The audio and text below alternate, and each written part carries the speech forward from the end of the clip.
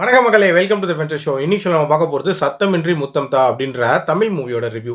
இந்த படம் பார்த்தீங்கன்னா இந்த வீக்கெண்ட் தியேட்டர்ஸில் அவைலபிளாக இருக்குது. இந்த படத்தில் ஸ்ரீகாந்த் தான் லீட் கேரக்டர் ப்ளே பண்ணியிருக்காரு.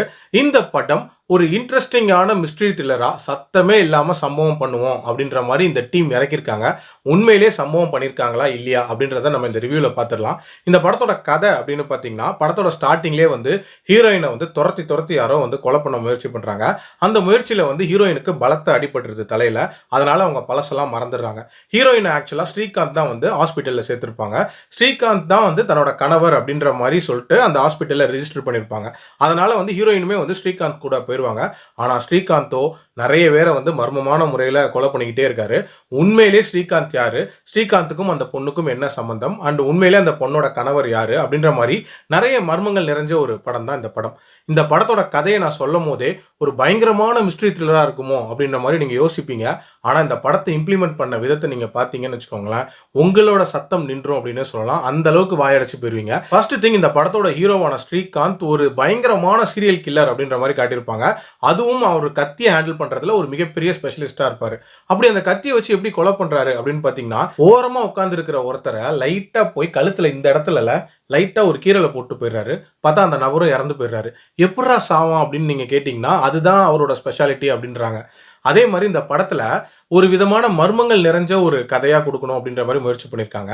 ஆனா இந்த படத்துல ஸ்டார்டிங்ல இருந்தே அந்த மர்மங்கள் ஒன்னு ஒன்னா உடஞ்சிக்கிட்டே வந்துச்சு அப்படின்னே சொல்லலாம். அதாவது ஸ்ரீகாந்த் அந்த பொண்ணோட கணவர்னு அட்மிட் பண்ணி டிஸ்சார்ஜ் பண்ணி கூட்டிட்டு போகும்போதே ஸ்ரீகாந்த் முழிக்கிற மொழியிலே அவர் கணவர் இல்லை அப்படின்றத நம்ம ஈஸியா ப்ரெடிக்ட் பண்ணிடலாம்.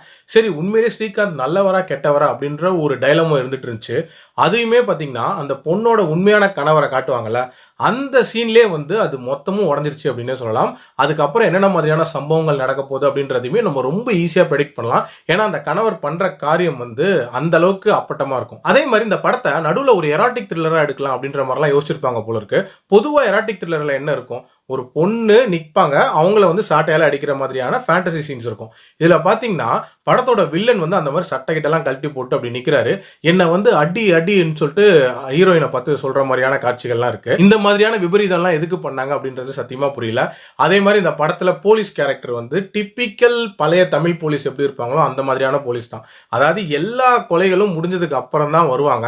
வந்தது மட்டும் இல்லாம ஹீரோவை புகழ்றது அப்படின்ற மாதிரியான ஒரு விஷயத்தையும் பண்ணிட்டு போற மாதிரி காட்டியிருப்பாங்க.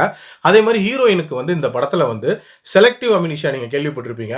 பட் இது ஃபிளெக்சிபிள் அமினிஷியா அப்படின்னே சொல்லலாம். அதாவது கதையை கொண்டு போறதுல எங்கெங்கெல்லாம் தடங்கள் இருக்கோ அந்த மாதிரி நேரத்துலலாம் ஹீரோயினுக்கு மெமரி வந்துருது அப்படின்ற மாதிரி காட்டிடுவாங்க. அண்ட் கதையை கொண்டு போனதுக்கு அப்புறம் மட்டும் திடீர்னு ஹீரோயின் எல்லாத்தையும் மறந்துட்டாங்க அப்படின்ற மாதிரி காட்டியிருப்பாங்க. ஸோ இந்த மாதிரி ரொம்ப வீக்கா நிறைய விஷயங்களை கொண்டு வந்திருந்தாங்க அப்படின்னே சொல்லலாம். இந்த மாதிரி வீக்கா நிறைய விஷயங்களை எழுதியிருந்தாங்க அப்படின்னு சொல்லலாம். உண்மையிலே நல்ல யோசிச்சிருக்காங்க தான். பட் கண்டிப்பா இம்ப்ளிமெண்ட் பண்ண விதமும் புவர் அண்ட் கதையை முடிச்ச விதமும் ரொம்பவே புவரா இருந்துச்சு. என்னோட ரேட்டிங் இந்த படத்துக்கு 1.75 அவுட் ஆஃப் 5. அடல்ட் கண்டென்ட்டை பொறுத்த வரைக்கும் இந்த படத்துல இருக்கு. அதுக்கேற்ற மாதிரி பிளான் பண்ணிக்கோங்க. டியூரேஷன் பார்த்தீங்கன்னா இந்த படம் 1.25 மணி நேரம் தான். ஒரு குயிக் வாட்சாவே பார்த்துடலாம். மீண்டும் அடுத்த விமர்சனத்தில் சந்திக்கிறேன். நன்றி, வணக்கம்.